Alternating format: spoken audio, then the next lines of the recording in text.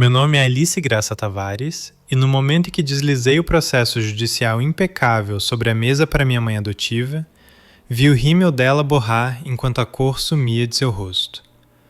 O juiz chamou isso de negligência emocional, eu disse calmamente, e ele não está errado.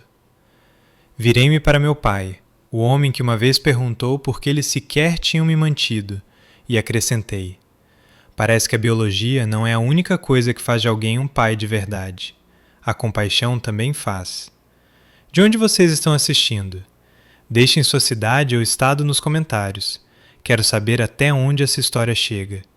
E se você já foi tratado como um estranho na sua própria família, me avise para que eu saiba que não estou sozinha. Agora, deixe-me levar você de volta para onde tudo começou. Deveria ser uma noite simples. Moqueca de camarão e pirão para o aniversário de papai. Nada chique. A cozinha cheirava limão e coentro, e minhas mãos tremiam sobre a panela tentando acertar a consistência.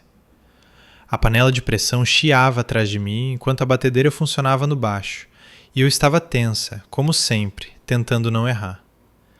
Alice! A voz de mamãe cortou o ar com aquele tom familiar de deboche. O que supostamente é isso? Ela apontou para a tigela de pirão ralo que eu estava tentando salvar. Forcei um sorriso. Só precisa de 1 minuto para engrossar. Ela riu, alto, agudo, cruel. Menina, isso é sopa. Até o Enzo sabe fazer melhor. Papai olhou de sua poltrona do outro lado da sala com uma cerveja na mão. Nós não te ensinamos a fazer isso anos atrás? Eu tinha 12 anos, murmurei, tentando não estremecer. Enzo, meu irmão mais novo. Tecnicamente, o filho biológico deles, estava sentado quietamente no balcão, balançando as pernas sob a mesa. Seu rosto ficou vermelho quando mamãe continuou rindo. Sério, por que você sempre erra as coisas fáceis? Mamãe riu, limpando as lágrimas dos olhos como se eu fosse uma piada de programa de comédia.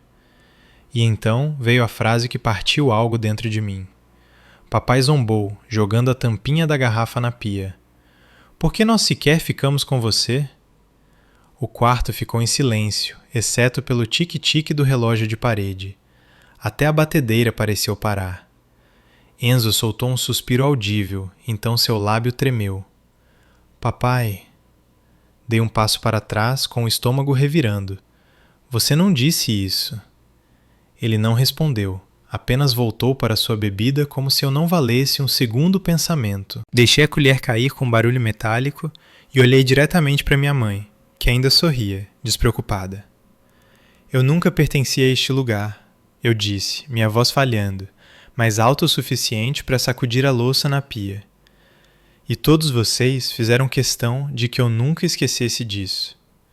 Alice, Enzo sussurrou, com lágrimas nos olhos. Mas era tarde demais. Eu tento e é isso que recebo. Eu ri, um som curto e sem fôlego. Esqueçam o pirão, cozinhe seu próprio jantar. Alice, não fale assim com seus pais. Mamãe disparou, sua voz subitamente severa como se eu tivesse quebrado uma regra sagrada.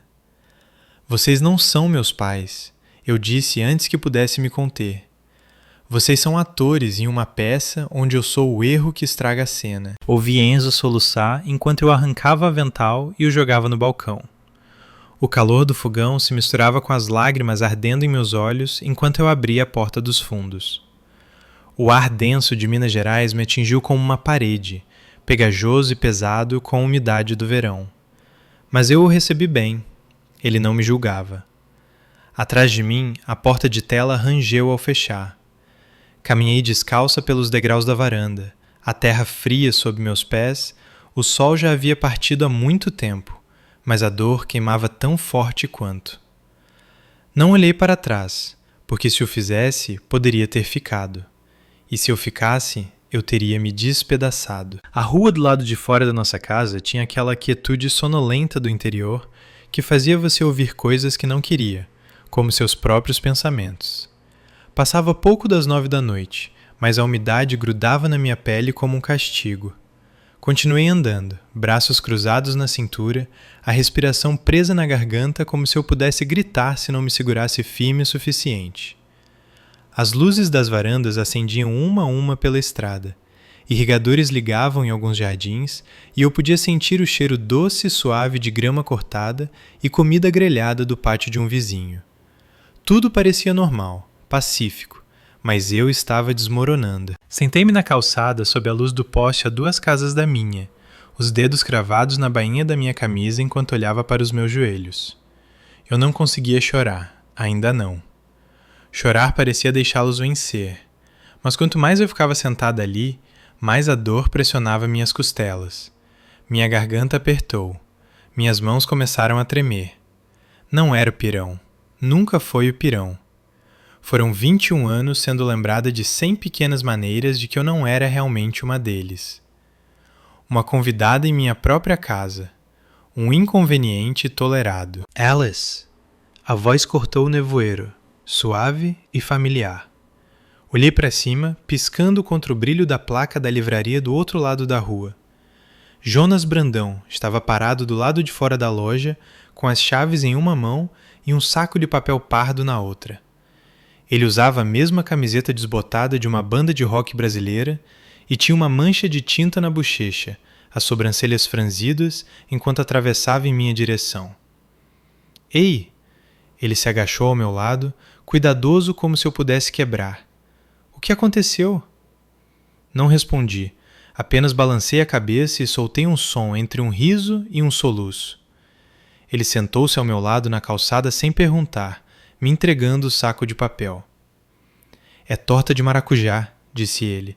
Um pouco amassada, você sabe, comida honesta. Aquilo quebrou algo em mim. Eu ri de verdade, e então chorei. Soluços feios, bagunçados, arquejantes que tentei esconder atrás das palmas das mãos, mas Jonas apenas esperou, sem recuar, sem preencher o silêncio, sem me pedir para explicar. Quando finalmente consegui falar, sussurrei o que ele disse. Por que nós sequer ficamos com você? Como se eu fosse um erro que eles não puderam devolver. O queixo de Jonas travou. Seu pai? Eu balancei a cabeça. E minha mãe apenas riu, como se fosse engraçado, como se eu fosse uma piada de mesa. O Enzo começou a chorar e eu não conseguia ficar. Eu não conseguia. Você não deveria ter que ficar, disse Jonas, sua voz firme, mas baixa. Alice, você não merece como eles te tratam. Nunca mereceu. Ele inclinou a cabeça para me olhar totalmente, olhos gentios, mas intensos. Eles agem como se sua dor fosse um inconveniente para eles. Isso não é amor. Isso é controle. Não é sua culpa você ter acabado com pessoas que não sabiam o que fazer com alguém como você. Alguém como eu. Eu já tinha ouvido isso antes de professores, vizinhos, até na igreja. Ela é um pouco diferente, quieta, não se encaixa direito. Nunca importou o quanto eu tentasse. Eles sempre viam as costuras. Eu nem sei quem eu sou fora de tentar agradá-los, admiti, as palavras saindo mais rápido agora. Achei que talvez, se eu fizesse tudo certo, eles eventualmente, não sei, se importariam. Eles se importam com o controle, disse Jonas, não com você. Olhei para o asfalto rachado. E agora? Eu apenas flutuo? Não, disse ele, empurrando o saco de torta para mais perto. Você começa a descobrir quem você é sem eles. Quem é Alice Graça Tavares quando ninguém está olhando? Você já sobreviveu a eles. Isso não é pouca coisa. Suas palavras se estabeleceram ao meu redor como um cobertor macio. Pela primeira vez em toda a noite, não me senti invisível ou indigna. Eu provavelmente deveria voltar, eu disse baixinho. Pelo menos para que o Enzo não pense que eu desapareci. Jonas assentiu. Quer que eu te acompanhe? Balancei a cabeça. Não, eu consigo. Ele se levantou, depois fez uma pausa. Ei, só porque você mora naquela casa não significa que eles são donos da sua história. Você tem permissão para reescrevê-la. Olhei para ele. Mesmo que doa? Especialmente se doer, disse ele. É aí que as boas histórias começam.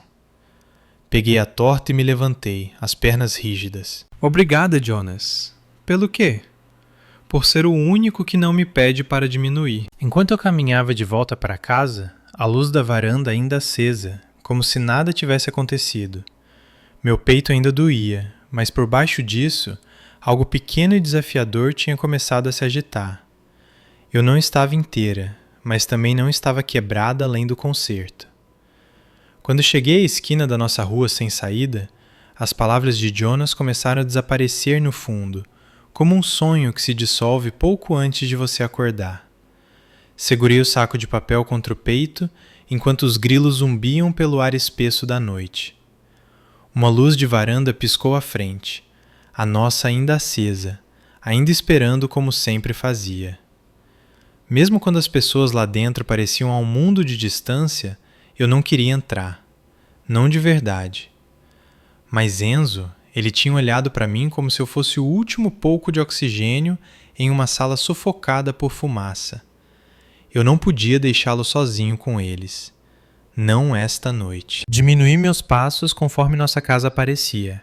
O cascalho familiar sob os pés. As cercas vivas aparadas com perfeição excessiva.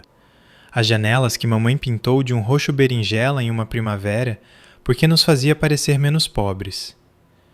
E então algo mudou no ar, tão sutil que poderia ter sido nada. Até que eu ouvi um zumbido baixo. Não o som das cigarras, mas um motor silencioso e caro. Aquele som não pertencia a nenhum de nossos vizinhos. Parei de caminhar. Meus olhos foram para a rua, e foi então que vi. Um carro de luxo, preto e elegante, parou silenciosamente no meio do quarteirão, todo com vidros escuros, sem placas que eu pudesse ver, sem som além do ronronar suave do motor. Ele não pertencia aqui. Não na nossa parte de Minas Gerais.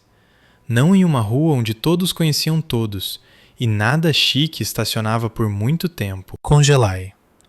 Cada instinto no meu corpo gritava: corra!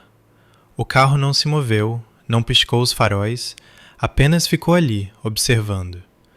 Meu aperto no saco de torta aumentou enquanto eu dava um passo à frente, o coração disparado. Talvez fosse um Uber perdido, ou alguém visitando a família Silva logo abaixo, mas enquanto eu dava outro passo, a janela do lado do motorista começou a descer. Não esperei para ver o rosto lá dentro. Corri. Disparei pela nossa calçada rachada, os pulmões queimando, os pés batendo no concreto, a respiração afiada na garganta. O saco caiu dos meus braços, a torta explodindo pelo fundo como uma baixa de guerra. Mas eu não parei. Meus dedos tatearam a trava da porta, depois a maçaneta. Graças a Deus estava destrancada. Bati a porta atrás de mim e a tranquei, girando a fechadura com as mãos trêmulas. Minhas costas bateram na madeira enquanto eu escorregava para o chão, tentando recuperar o fôlego. Silêncio. Nem mesmo o ranger de passos no andar de cima. Apenas o zumbido distante da geladeira e o tique-tique do relógio da sala de jantar. A cozinha ainda estava uma bagunça. O pirão secando na panela, a colher que eu tinha jogado ainda deitada no azulejo como evidência de um crime. Rastejei até a janela da frente e espiei pela fresta da cortina. O carro tinha ido embora. Sem luzes traseiras, sem movimento, apenas a quietude da rua novamente como se nunca tivesse estado lá. Sentei-me nos calcanhares e tentei me convencer de que não significava nada, que talvez fosse apenas alguém perdido ou testando um carro novo. Talvez não tivesse nada a ver comigo. Mas lá no fundo, eu sabia. Aquele não era um vizinho. Aquilo não foi uma coincidência. Foi um aviso envolto em silêncio. Minhas mãos ainda tremiam quando me levantei e verifiquei as trancas 2 vezes. Caminhei na ponta dos pés pelo corredor em direção às escadas, meu coração batendo a cada ranger da madeira sobre meus pés. A casa parecia mais fria do que antes, como se a discussão tivesse sugado todo o calor e deixado para trás um eco de algo feio. No topo da escada, a porta do quarto do Enzo estava entreaberta. Espiei para dentro.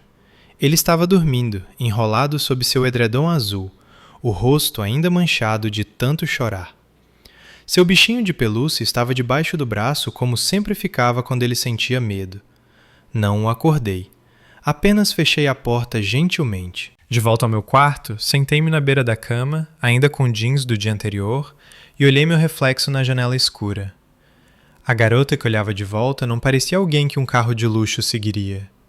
Ela parecia pequena, invisível. Disse a mim mesma que estava segura, que as portas estavam trancadas, que ninguém viria aqui por alguém como eu. Mas a inquietude rastejou para dentro dos meus ossos e se recusou a sair. Deitei-me sem apagar a luz e não dormi. Era quase meia-noite no meu pequeno quarto de cima em Belo Horizonte, e a única luz vinha do meu abajur de cabeceira, o brilho amarelo suave empurrando de volta as sombras grudadas nas paredes.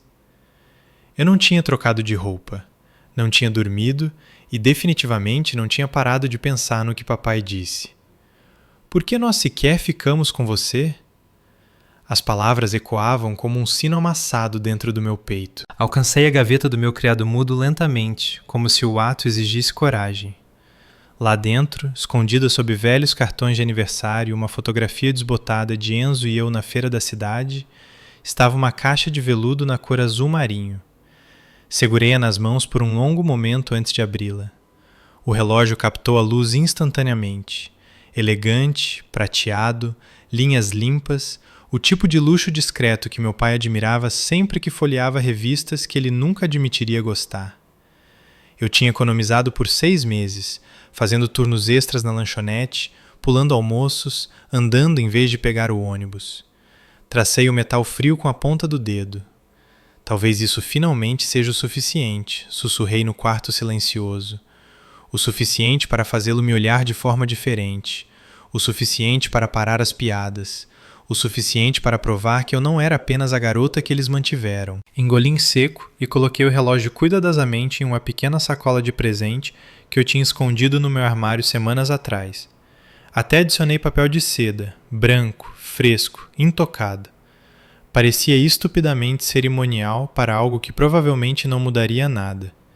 Mas a esperança é uma coisa teimosa, mesmo quando está ferida. Sentei-me de pernas cruzadas na cama, olhando para a sacola. Minha mente repassava a festa de amanhã, os parentes, o churrasco no quintal, a risada falsa de mamãe, papai comandando a roda como sempre fazia. Imaginei-me caminhando até ele. Feliz aniversário, pai. Talvez ele sorrisse. Talvez ele assentisse. Talvez, apenas talvez, ele dissesse: Obrigado, Alice. Meu peito apertou com um pensamento. Houve uma batida suave na minha porta. Ellie! A voz pequena de Enzo flutuou. Ele nunca me chamava de Alice, apenas Ali, como se eu fosse dele. Pode entrar, eu disse baixinho. Ele entrou, com seu boneco sob o braço, os olhos ainda inchados de tanto chorar mais cedo. Você ainda está brava? Forcei um pequeno sorriso. Não com você.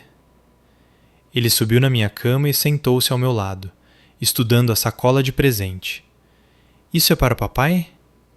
É. Ele inclinou a cabeça. Depois do que ele disse? Hesitei. Depois assenti. Enzo franziu a testa. Por quê? Porque eu ainda quero que ele me escolha. Porque estou cansada de me sentir substituível. Porque não sei quem sou sem tentar. Em vez disso, eu disse suavemente. Porque às vezes as pessoas dizem coisas que não querem dizer.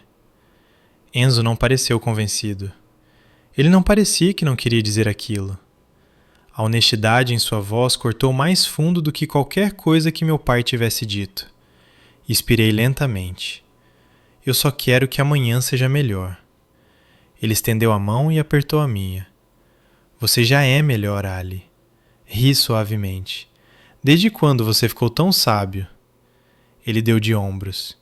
Eu observo as pessoas. Isso fazia de nós dois.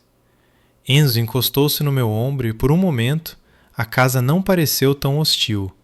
Apenas parecia pequena, frágil, como algo que poderia desmoronar se alguém respirasse muito forte. Você acha que ele vai gostar? Perguntei baixinho. O relógio? É. Ele o estudou como se fosse um experimento científico. Ele teria que ser cego para não gostar. Sorri com isso. Depois que ele voltou para o quarto dele, deitei-me novamente, a sacola de presente descansando na minha mesa onde eu podia vê-la. Meu coração parecia um equilibrista na corda bamba, equilibrado entre a esperança e a humilhação. Parte de mim sabia que um presente não reescreveria a história, mas outra parte, menor, mais suave, ainda acreditava que o amanhã poderia mudar algo.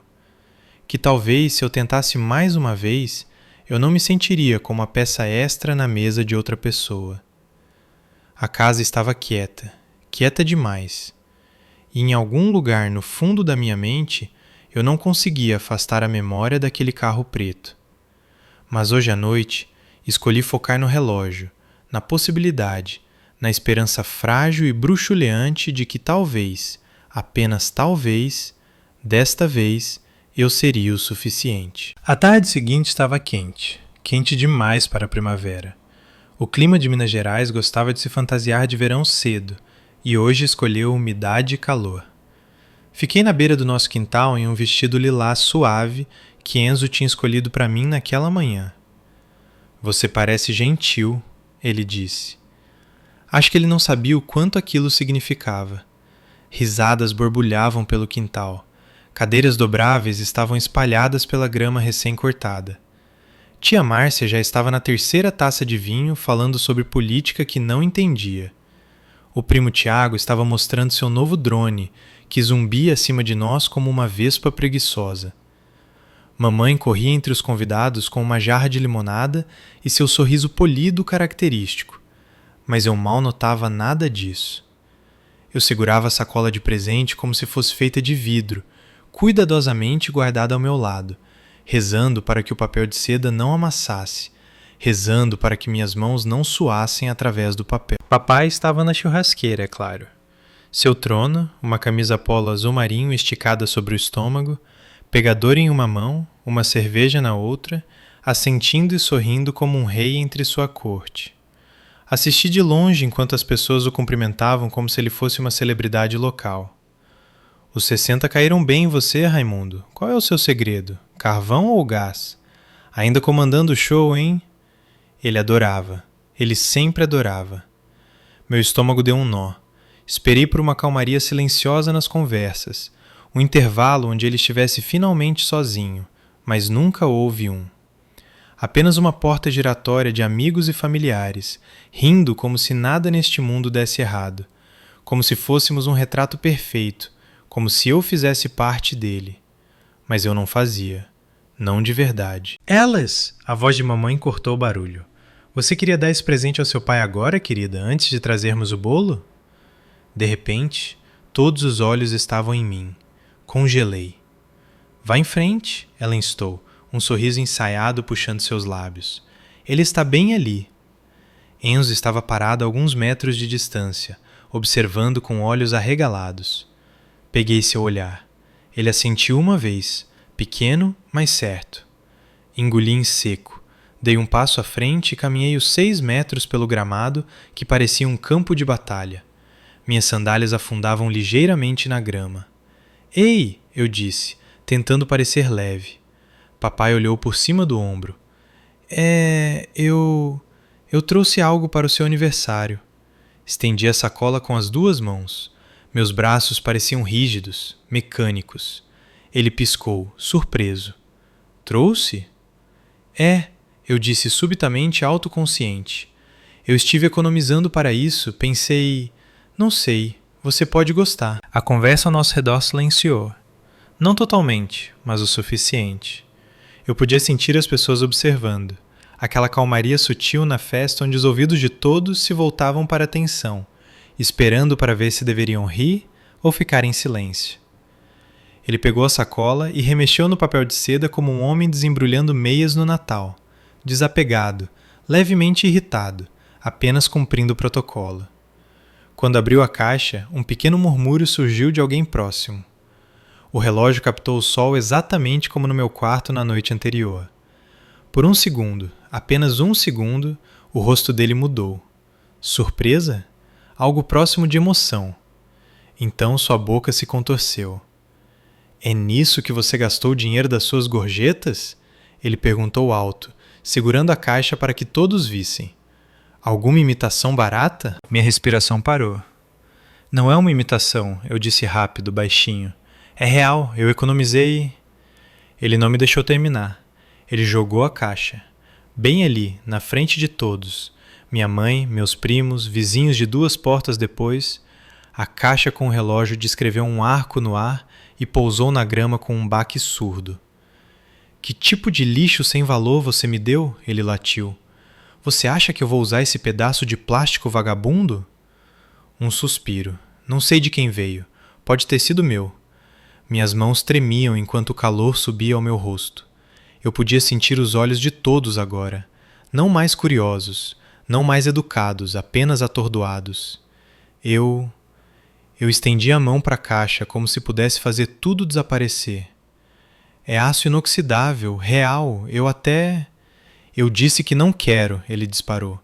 Guarde seus trocados para algo que importe da próxima vez. Ouvi alguém sussurrar "nossa" sob a respiração.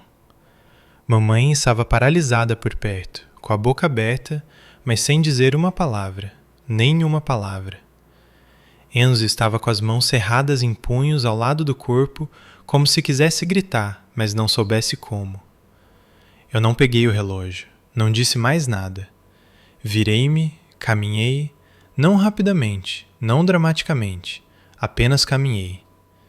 Cada passo era mais pesado que o anterior, mas consegui entrar na casa e subir as escadas antes que as lágrimas viessem. Desta vez nem tentei pará-las. Não desci para o bolo, não os ouvi cantar, não queria. O relógio ficou onde tinha caído, virado para baixo na grama, engolido pelo jardim como se nunca tivesse importado.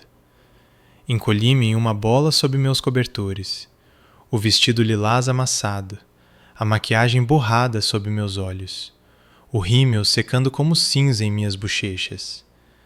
O riso lá fora nunca parou totalmente, apenas suavizou, mudou.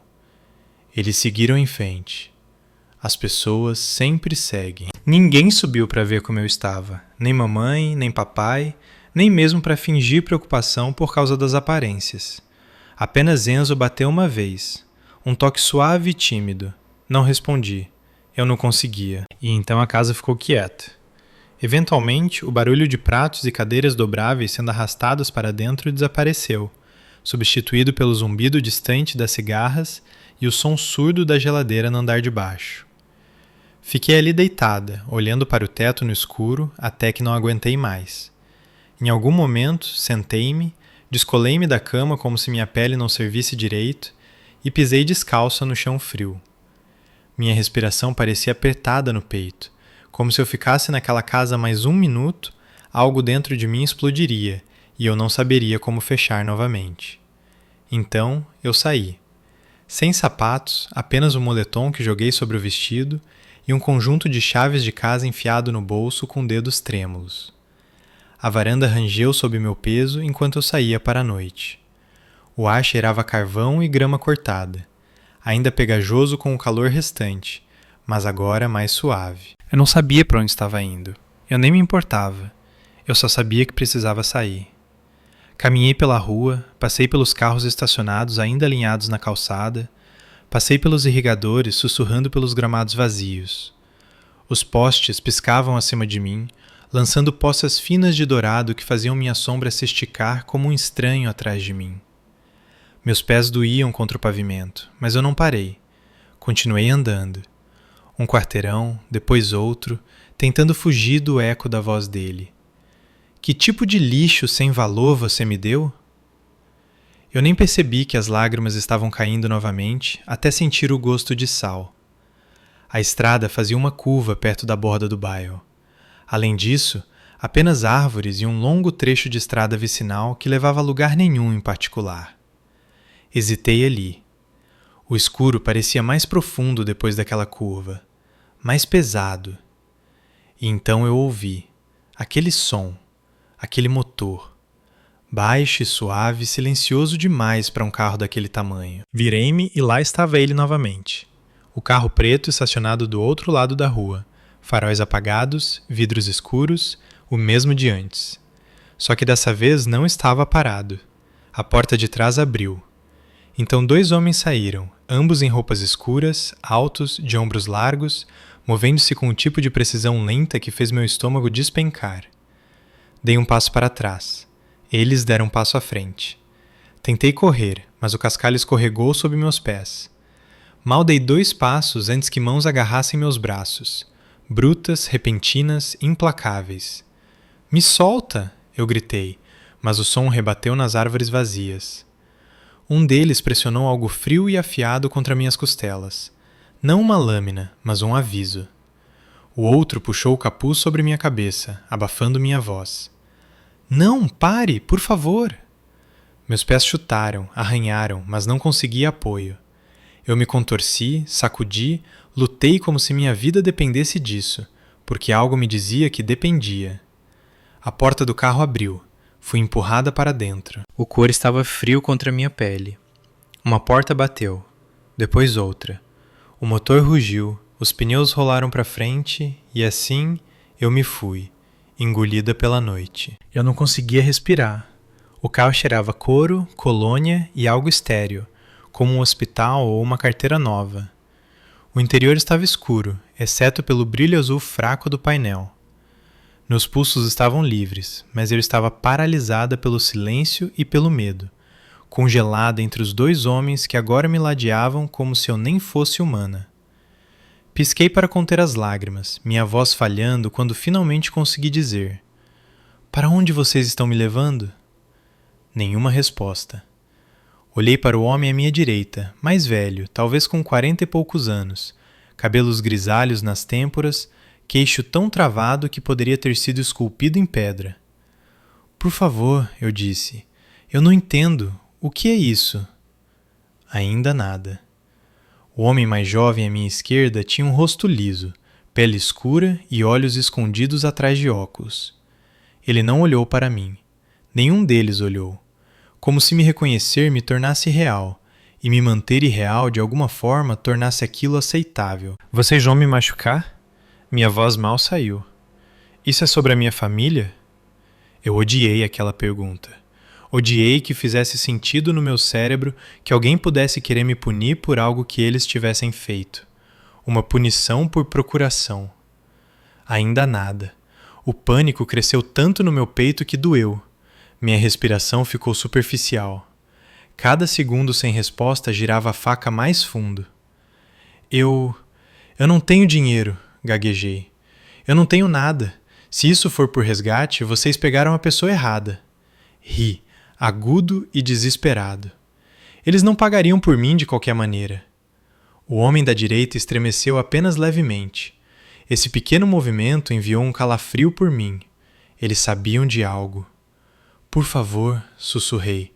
"Pelo menos me digam por quê." Ainda assim, eles não disseram nada, então comecei a entrar em espiral. Talvez fosse vingança. Talvez eu tivesse dito algo na escola que irritou alguém. Talvez fosse aleatório, lugar errado, hora errada. Ou talvez pior. Talvez alguém tivesse finalmente decidido me fazer desaparecer porque eu tinha me tornado inconveniente demais para existir.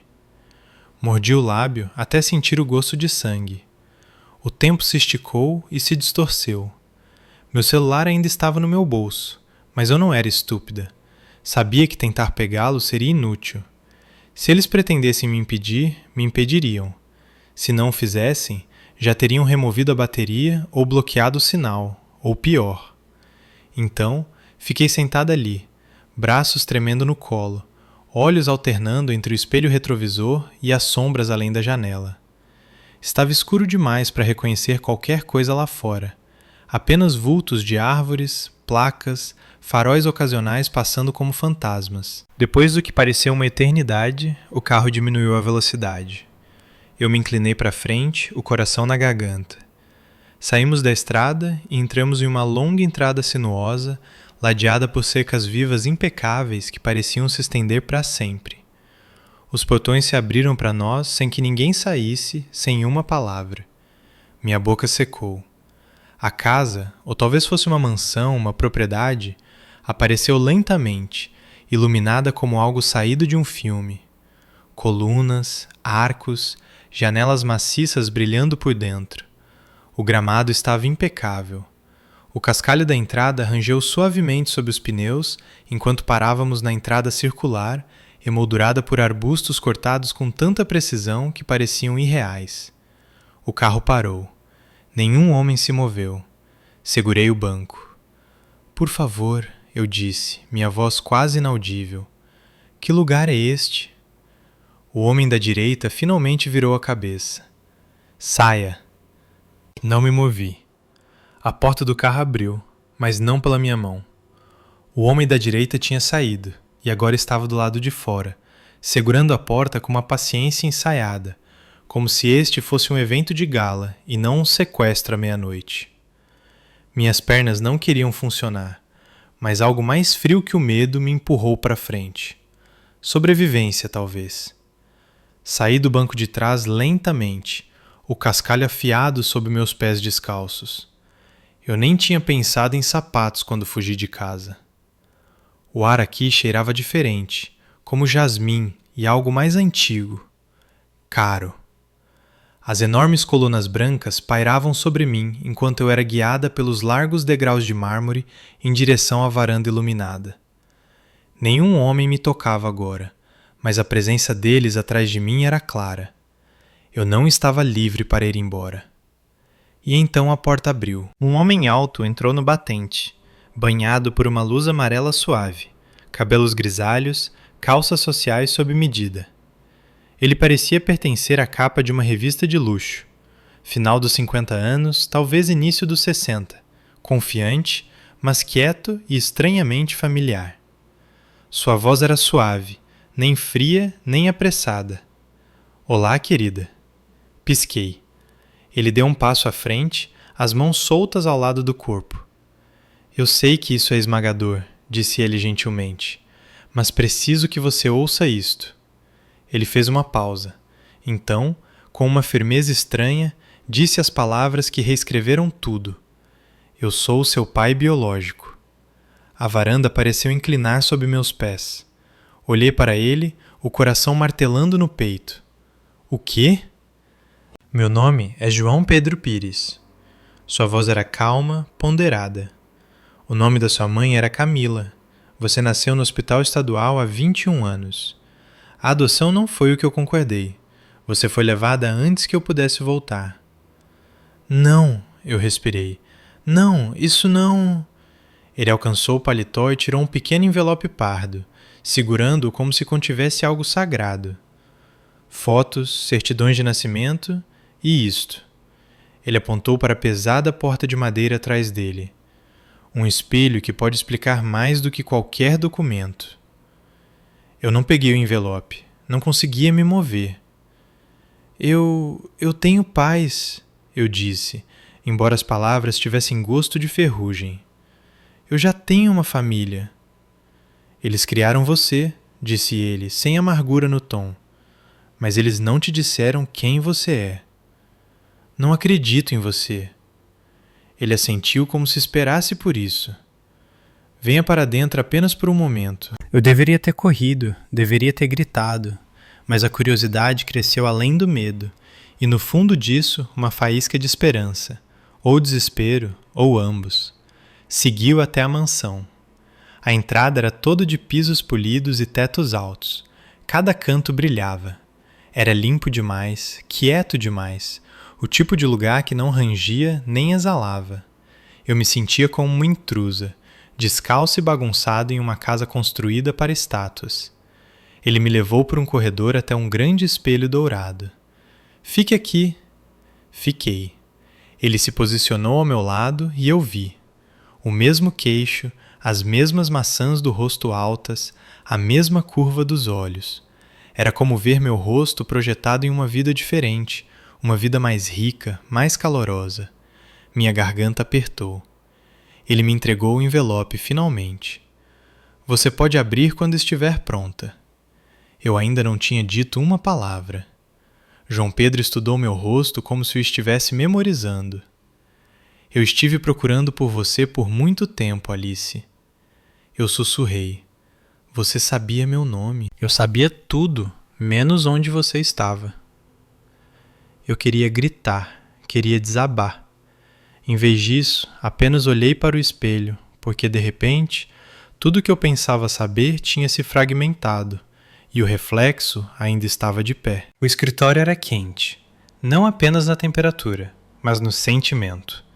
Iluminação ambar suave de arandelas na parede, poltronas de veludo que te engoliam inteira e prateleiras cheias de livros grossos que provavelmente não eram tocados há anos.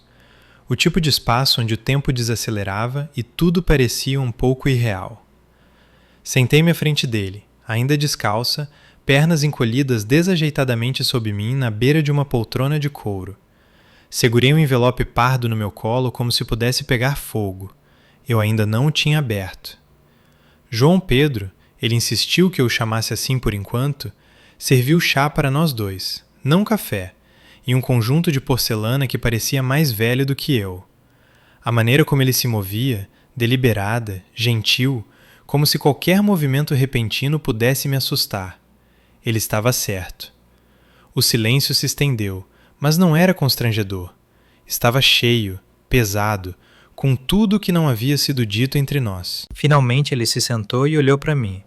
Não através de mim, mas para mim. O nome da sua mãe era Camila, começou ele suavemente. Ela tinha 23 anos quando você nasceu. Nós não éramos casados, éramos jovens e eu estava terminando uma especialização no exterior quando ela descobriu que estava grávida. Engoli em seco, mas não interrompi. Ela tentou me contatar, mas a comunicação naquela época, bem, não era como hoje. Escrevíamos cartas, ela deixou recados, eu não os recebi a tempo. Ele fez uma pausa, os olhos nublados.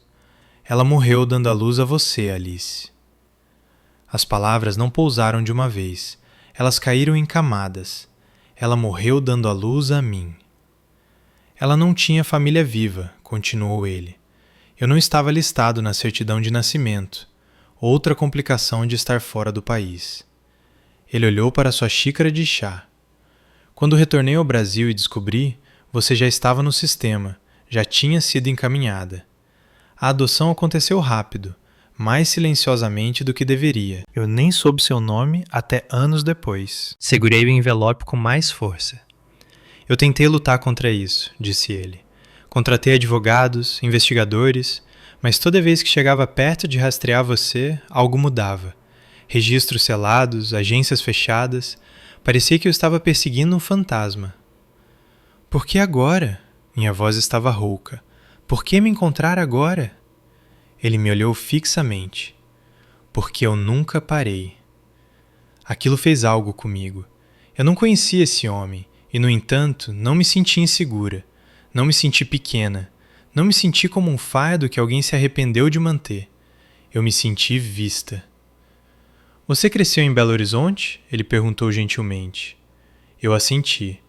Sim, desde que tinha 2 anos. O queixo dele travou levemente. Eles nunca te contaram. Nada, sussurrei.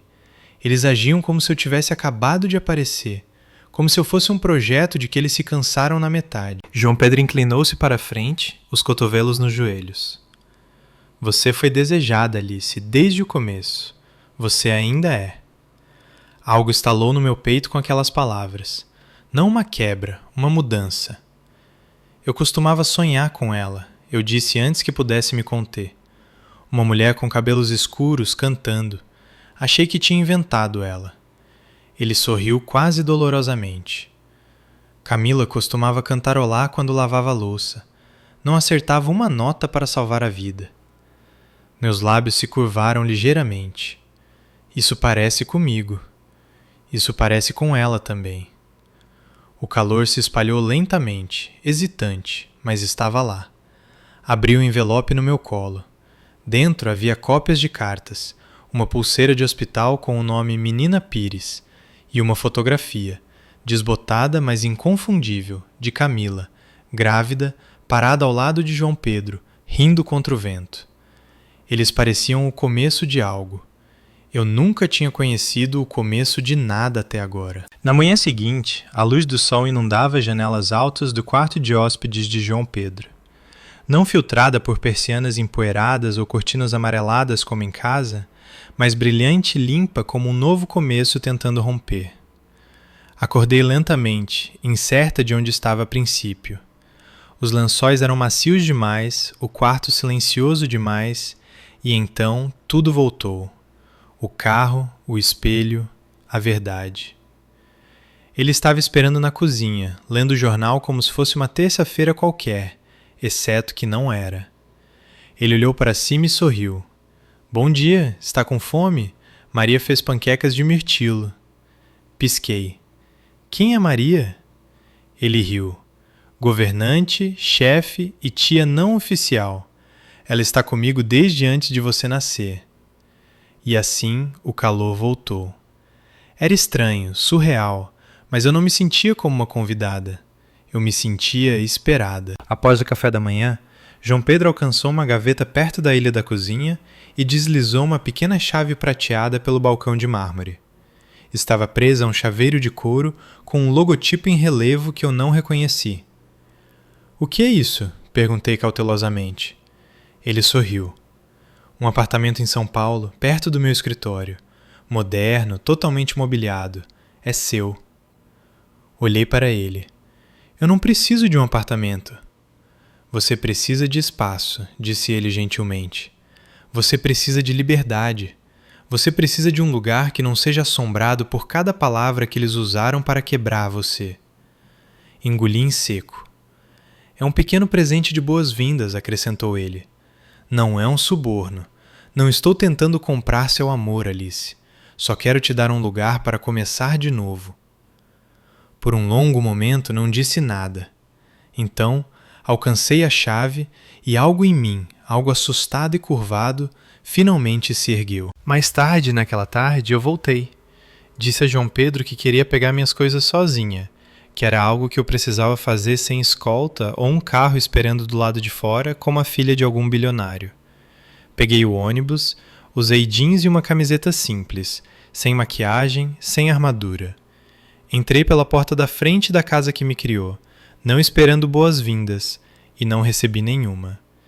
Minha mãe estava na cozinha limpando os balcões como se não tivesse passado as últimas 2 décadas me virando do avesso. Ela se virou quando ouviu a porta. Ora, vejam só quem resolveu aparecer, ela debochou. Já acabaram os castelos? Não estremeci. Vim buscar minhas coisas. Ela jogou o pano na pia e encostou-se no balcão, cruzando os braços. Você tem muita coragem, Alice. Depois de tudo que te demos, depois de tudo que fizemos por você, fizeram comigo, corrigi suavemente. Não por mim. Seu rosto se contorceu. Nós te demos um lar. Nós te criamos quando ninguém mais quis. Vocês me criaram para acreditar que eu era um fardo, eu disse. Vocês me alimentaram, me vestiram e me lembraram diariamente do quão sortudo eu deveria ser por ser tolerada. Sua voz aumentou. Nós te acolhemos por piedade. Você acha que ele te ama só porque tem uma mansão e uma história triste? Você não é nada para ele. Você sempre será nada. Encontrei os olhos dela, calma, firme. Engraçado. Foi isso que você me disse toda vez que eu fazia algo que você não gostava. Mas adivinhe, eu sei a verdade agora. Ela deu um passo à frente, sua voz tremendo de fúria. Sua traidora ingrata. Não, eu disse, minha voz baixa, mas clara. Eu não sou uma traidora. Eu apenas não sou mais seu bode expiatório. Afastei-me dela, subindo as escadas sem esperar permissão. Minhas mãos não tremeram, meus passos não vacilaram. No meu antigo quarto, agi rápido. Uma mala, algumas roupas, alguns livros que Enzo tinha me dado, o relógio ainda arranhado, ainda meu. Quando desci, ela estava lá, bloqueando a porta como um teste final. Se você sair por aquela porta, ela sibilou, não espere entrar de volta. Não esperarei, eu disse simplesmente. E não espere ser a vítima desta história. Você me usou e agora não pode mais. Passei por ela, e desta vez não olhei para trás. Eles entraram com o processo exatamente 3 dias depois que me mudei para o apartamento. João Pedro me avisou que isso poderia acontecer. Ele tinha visto os sinais, como pessoas como meus pais adotivos agarram o controle com força assim que sabem que o estão perdendo. E eu deveria ter visto também. Mas quando a carta chegou, oficial, carimbada, fria, ainda senti como um soco no estômago. Alegação: remoção ilegal de um dependente legal. Eles estavam acusando meu pai biológico de me sequestrar. A garota com quem mal falavam, a menos que precisassem de alguém para zombar ou culpar.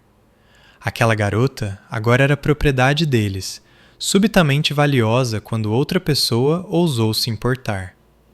Eu quase ri. João Pedro não. Ele abriu a carta com a calma de quem já esteve na guerra. Eles querem te assustar, disse ele. Mas eles esqueceram de uma coisa. O quê? Ele olhou para cima, olhos firmes. Eu tenho a verdade e as provas. O tribunal estava mais frio do que eu esperava, estéril, polido e cheio de sussurros. Sentei-me ao lado de João Pedro, ladeada por 2 advogados em ternos perfeitamente cortados que falavam em tons quietos e estratégicos. Meus pais adotivos sentaram-se do outro lado do corredor. Mamãe usava azul marinho e pérolas falsas. Papai usava uma arrogância que mal cabia em seu rosto. Ele sorriu quando entrei, como se aquilo fosse um jogo, como se ainda achasse que poderia vencer. A juíza era uma mulher na casa dos 60 anos, com olhos afiados e uma voz de granito. Quando ela entrou, o ambiente mudou. Todos sentaram-se mais eretos. Até minha mãe cruzou as pernas com um pouco mais de cuidado. Começou. O advogado de meus pais adotivos levantou-se, gesticulando descontroladamente com palavras como abdução, lavagem cerebral e traição parental. Eles pintaram João Pedro como um manipulador com dinheiro e influência, distorcendo minha mente jovem contra a família que a criou com amor e devoção. Eu não me mexi, não chorei, mas o queixo de João Pedro travou. Então foi a nossa vez. Nosso advogado principal levantou-se calmamente e colocou uma pasta na mesa à frente da juíza. Dentro, testes de DNA, irregularidades de adoção certificadas, e-mails e cartas de Camila, tentativas oficiais de João Pedro de recuperar a custódia há 20 anos. A juíza folheou as páginas, o rosto ilegível. Então o advogado pediu para me chamar ao depoimento. Meu estômago caiu, mas eu assenti e me levantei. Fiz o juramento, sentei-me, respirei. O tribunal estava em silêncio. O advogado me fez apenas uma pergunta. Você pode descrever o ambiente emocional em que foi criada? Minha garganta apertou. Sim, eu disse claramente. Eu não era amada, eu era tolerada. Eu era ridicularizada por erros. Sentia culpa por existir. Passei minha vida inteira me perguntando por que nunca fui o suficiente. E agora sei que é porque eles nunca me viram como alguém que vale a pena amar, apenas como alguém que podiam controlar. Murmúrios percorreram a sala. O queixo da minha mãe adotiva travou com tanta força que achei que seus dentes poderiam quebrar. A juíza levantou a mão pedindo silêncio. Então ela falou, baixo, claro, final.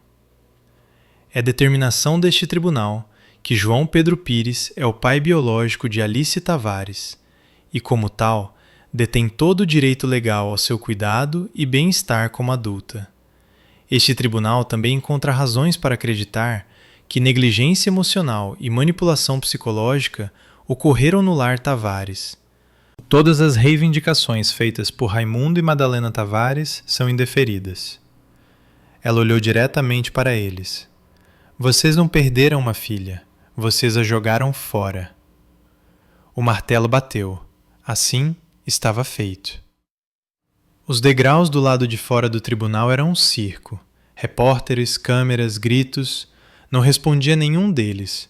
Apenas caminhei com a mão de João Pedro envolta na minha, firme e quente. Alguém perguntou, Alice, você se sente vingada? Parei, virei para o repórter, sorri. Eu me sinto livre. O apartamento estava silencioso na noite em que voltei do tribunal. Não um silêncio pesado e assombrado, do tipo que eu conhecia bem demais, mas pacífico, do tipo que se enrolava ao seu redor sem tirar nada de você. Deixei minha bolsa no banco do corredor e fiquei no centro da sala apenas respirando. Pela primeira vez na minha vida, não havia ninguém para impressionar. 100 passos atrás de mim, sem olhos cruéis esperando para me pegar tropeçando. Eu pertencia aqui totalmente, sem desculpas. Ainda assim, algo me puxava. Caminhei até a cozinha, servi um copo de água e olhei para o telefone no balcão. Por um tempo apenas olhei para ele. Então, digitei um número que sabia de cor. Tocou 2 vezes antes de ouvir a voz dele. Ellie? Fechei os olhos. Oi, Enzo. Houve silêncio do outro lado e então uma pequena inspiração. Você está bem? Ele perguntou. Assenti, mesmo que ele não pudesse me ver. Sim, estou mais do que bem. Outra pausa. Eles estão bravos? Imagino que sim, eu disse, mas eu não me importo mais. Um batimento de silêncio. Então a voz dele quebrou. Eu posso ir te ver? Enzo entrou no meu apartamento na noite seguinte, usando o moletom grande que eu dei a ele no Natal passado. Aquele que ele insistiu em guardar, mesmo que mamãe dissesse que era largo demais. Seu cabelo estava em uma bagunça, e seus olhos estavam arregalados, nervosos, como se ele não soubesse se tinha permissão para ser feliz ali. Abri meus braços e ele caminhou direto para eles. Ele se agarrou a mim como se ainda tivesse 10 anos, e o mundo tivesse ficado grande demais novamente. Senti-o tremer com um suspiro que ele claramente estava segurando por semanas, talvez anos. Você não precisa mais viver sob as mentiras deles, eu disse em seu cabelo. Ele assentiu contra mim, depois sussurrou. Eu quero ficar aqui, com você. Afastei-me o suficiente para encontrar seus olhos. Então fique. Na manhã seguinte, abrimos todas as janelas. Ligamos música, playlists de poder feminino bregas que nos fizeram rir e começamos a tirar tudo dos armários. Velhas almofadas, pratos aleatórios, porta-retratos que não significavam nada para nós. Pintamos as paredes bege com verdes suaves e azuis acinzentados. Ideia do Enzo. Ele disse que faziam ele se sentir seguro, mas não sonolento. Dançamos descalços sobre uma lona. Ficamos no corredor pingando tinta e não nos importando. Pedi pizza e deixei que ele comesse no sofá. Sem pratos, sem regras. Quando entramos no que seria o quarto dele, anteriormente o quarto de hóspedes, ele olhou em volta e disse: Posso colocar estrelas que brilham no escuro no teto? Sorri. Você pode colocar a lua lá em cima se quiser. E ele colocou. Naquela noite, deitamos lado a lado no sofá, a cabeça dele no meu ombro, nossos dedos ainda manchados de tinta seca. Ele sussurrou. Eu estava com medo de que você me deixasse. Eu nunca deixaria, eu disse sem hesitação. O luar deslizava pelas portas de vidro, suave e lento. Ele olhou para mim e sorriu.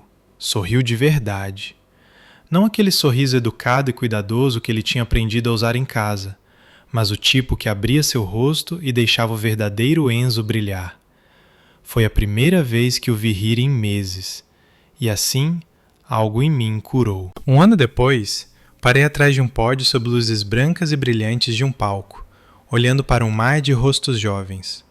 Alguns nervosos, alguns ansiosos, alguns dolorosamente familiares em seu silêncio quieto. Ajustei o microfone, respirei fundo e sorri. Meu nome é Alice Pires, comecei, minha voz clara e firme. E por grande parte da minha vida, acreditei que eu não era desejada. Uma onda de quietude se instalou sobre o público. Disseram-me que eu deveria ser grata por ter sido acolhida. Disseram-me que o amor tinha que ser merecido e que, mesmo assim, poderia não ser dado. Disseram-me que minha voz não importava. Deixei aquilo pairar por um momento. Mas aqui está o que ninguém me disse. Você não é o que os outros decidem que você é. Você não é a raiva deles, a crueldade deles ou o silêncio deles. Sua verdade é sua para descobrir. Na primeira fila, Enzo estava sentado entre João Pedro e um de seus novos amigos da escola, mãos cruzadas no colo, sorrindo como se já soubesse o que eu diria antes de o dizer. João Pedro, ao lado dele, parecia que estava segurando as lágrimas. Continuei. Alguns de vocês podem estar carregando uma dor que ainda não tem nome. Alguns de vocês podem ainda estar dentro da tempestade, mas as tempestades passam. Elas sempre passam. E quando passarem, vocês descobrirão que a pessoa que sai não é a mesma que entrou. Aplausos esparsos começaram a surgir.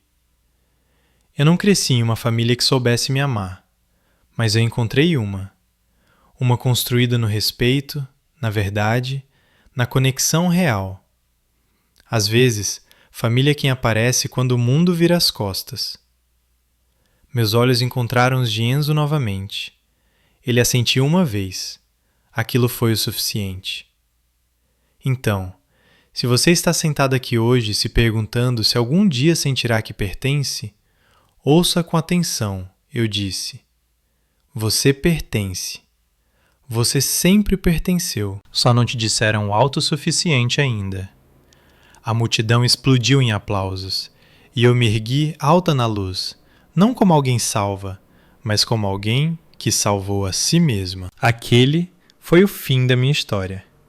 O momento em que finalmente entendi que ser escolhida, respeitada e verdadeiramente vista vale mais do que ficar onde você é meramente tolerada.